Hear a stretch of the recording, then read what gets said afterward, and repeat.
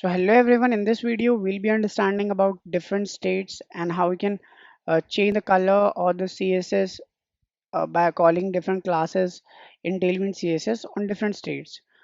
So for example, there is no hover class here. So if I want to change the color of this box on hover, so how can I do that?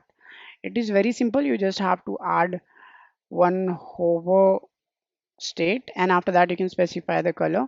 For example, I can specify indigo 500, let's say. And now if I hover over this box, so it will change the background color of that. So this is how actually we add the hover state, and we can change the text color or anything, any styling we can add. For example, I can also add the styling for borders as well. For example, I can add a border on hover, and the border, let's say 8, and the border color, let's say red 300. So if I do that, so I can also add a border on hover. So any kind of styling you can add here on hover.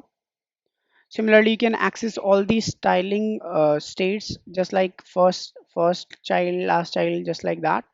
So these pseudo class can also be accessed. You can go to the Tailwind CSS, and in the core concept you can understand about this hover, focus, and other states. You can see that it is telling you about, you can add the different styling on these pseudo classes, which is hover, focus, first child. You might know these states or these pseudo classes from CSS, so you can add that. Similarly, we can also add different styling for pseudo elements, just like before, after, placeholder.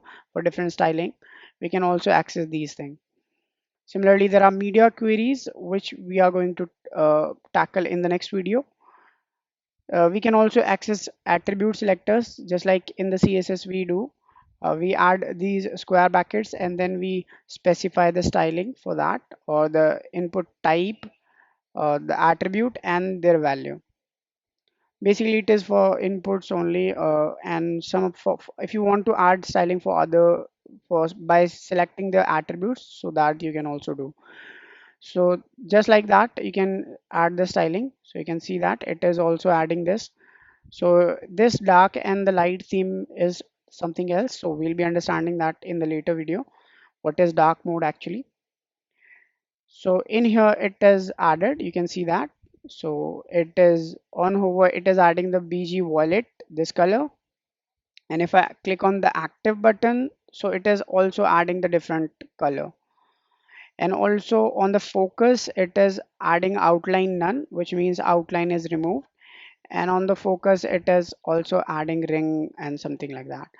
Actually ring is this outer border actually. So this is it for this video. I hope you understood about how you can add styling in different states. We'll be understanding about this in greater detail in the next video about responsive design and other things. So let's meet inside the next video. Thank you for watching.